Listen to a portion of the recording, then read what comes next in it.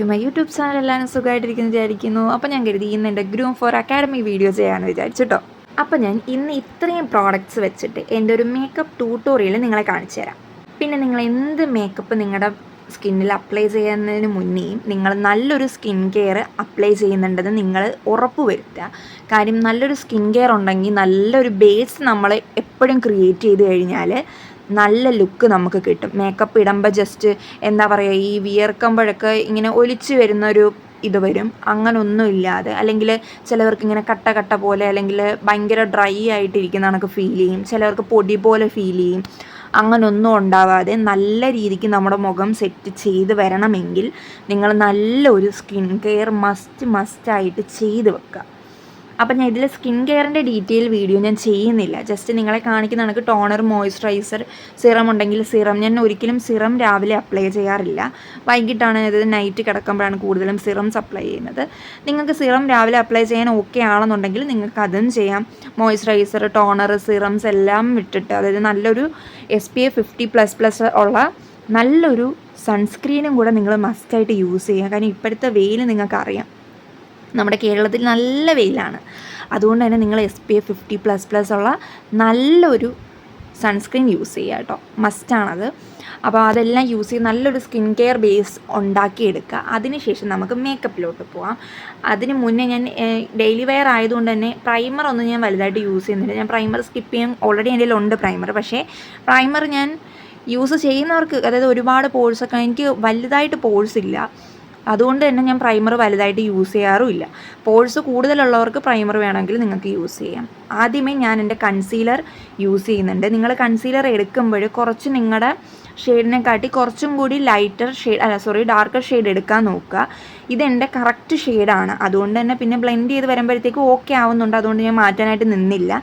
നമ്മുടെ dark circles ഒക്കെ മാറ്റാനായിട്ട് അടിപൊളി സാധനമാണ് കൺസീലർ മസ്റ്റായിട്ട് യൂസ് ചെയ്യുക. പിന്നെ ഫൗണ്ടേഷൻ യൂസ് ചെയ്യുമ്പോൾ നിങ്ങൾ എടുക്കേണ്ട എന്താ പറയുക, ഒരു കൺസിസ്റ്റൻസി ഉണ്ട്.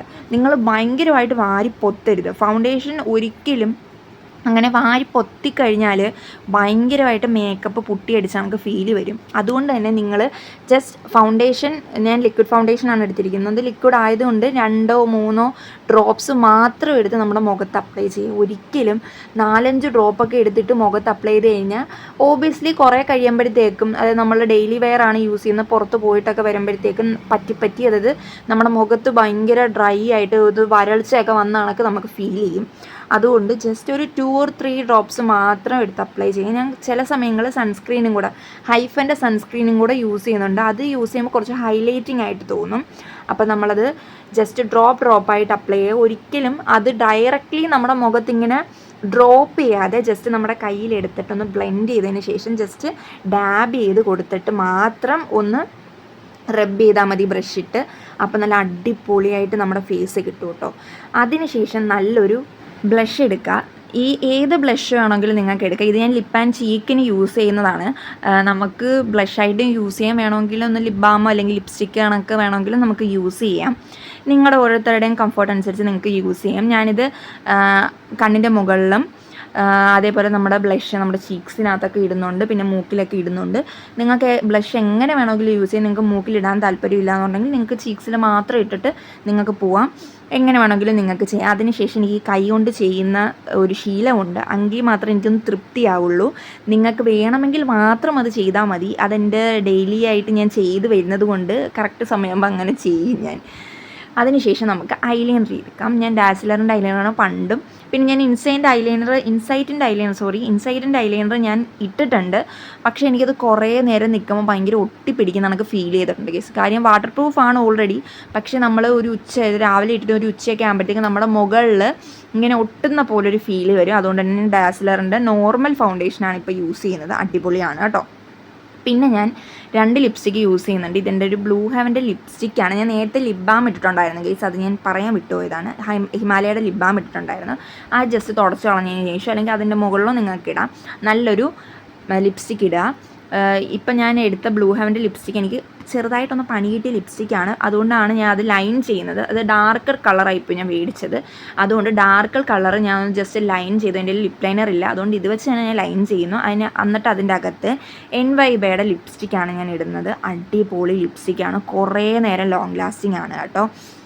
അതിന് ശേഷം നമ്മൾ എക്സ്ട്രാ വന്നിരിക്കുന്നതൊക്കെ തുടച്ച് കളഞ്ഞിട്ട് നല്ലൊരു മിസ്റ്റ്, അതായത് മേക്കപ്പ് ഫിക്സർ യൂസ് ചെയ്യുക. എല്ലാം കഴിഞ്ഞിട്ടൊന്ന് മേക്കപ്പ് ഫിക്സർ വെച്ച്, ഞാൻ ഫേസ് കാനഡ മേക്കപ്പ് ഫിക്സറാണ് എടുത്തിരിക്കുന്നത്. ഇതിൽ നല്ലതാണ് കേട്ടോ. അതിൻ്റെ അകത്ത് ഗ്ലിറ്ററൊക്കെ ഉണ്ടായിട്ട് നല്ലൊരു ഷൈനിങ് ലുക്കൊക്കെ കിട്ടും. അതടിച്ച് നമ്മുടെ മേക്കപ്പ് ഫിനിഷ് ചെയ്യുക സത്യത്തിൽ. അതിനുശേഷം ഞാൻ യൂസ് ചെയ്യുന്നത്, ഇതിൽ ഞാൻ പറയാൻ വിട്ട ഒരു കാര്യമുണ്ട്. ഞാൻ മെബലീൻ്റെ ഒരു ലിപ്സ്റ്റിക്ക് ഞാൻ ബ്ലഷായിട്ട് യൂസ് ചെയ്യാറുണ്ട്. ഞാൻ പണ്ട് അങ്ങനെയൊക്കെ ആയിരുന്നു യൂസ് ചെയ്ത്, ഇപ്പോഴും അങ്ങനെ തന്നെ യൂസ് ചെയ്യുന്നത്. എനിക്കത് മാറ്റാൻ പറ്റിയിട്ടില്ല. എനിക്ക് ലിപ്സ്റ്റിക്ക് ബ്ലഷായിട്ട് യൂസ് ചെയ്യുന്നത് ഇഷ്ടമാണ് സത്യത്തിൽ. നിങ്ങൾക്ക് അങ്ങനെ വേണമെങ്കിൽ യൂസ് ചെയ്യാം. നിങ്ങൾക്ക് ബ്ലഷ് മേടിച്ച് കാശ് കളയുന്നെങ്കിൽ കളയാം, ഇല്ലെങ്കിൽ നിങ്ങൾക്ക് ലിപ്സ്റ്റിക്ക് തന്നെ യൂസ് ചെയ്യാം, പ്രിഫർ ചെയ്യാം. ഞാനത് പ്രിഫർ ചെയ്യും. പിന്നെ നമ്മൾ ഡയറക്റ്റ്ലി അല്ലല്ലോ നമ്മുടെ സ്കിന്നിൽ യൂസ് ചെയ്യുന്നത്. ഞാൻ ഡയറക്റ്റ്ലി ഒന്നും യൂസ് ചെയ്യാൻ പറയില്ല. നല്ലൊരു സ്കിൻ കെയർ യൂസ് ചെയ്തതിന് ശേഷമാണല്ലോ നമ്മൾ ഇങ്ങനെയൊക്കെ ചെയ്യുന്നത്. അതുകൊണ്ട് വലിയ സീൻ വരത്തില്ല. പിന്നെ നല്ലൊരു കോമ്പാക്റ്റ് യൂസ് ചെയ്യുക, നിങ്ങളുടെ കളറിനനുസരിച്ചിട്ടുള്ള കോമ്പാക്റ്റ് യൂസ് ചെയ്യുക. പിന്നെ ഞാൻ എല്ലാം ചെയ്തിട്ട് മേക്കപ്പ് ഫിക്സർ അടിക്കുന്നത്, ഞാൻ നേരത്തെ അത് പറഞ്ഞു.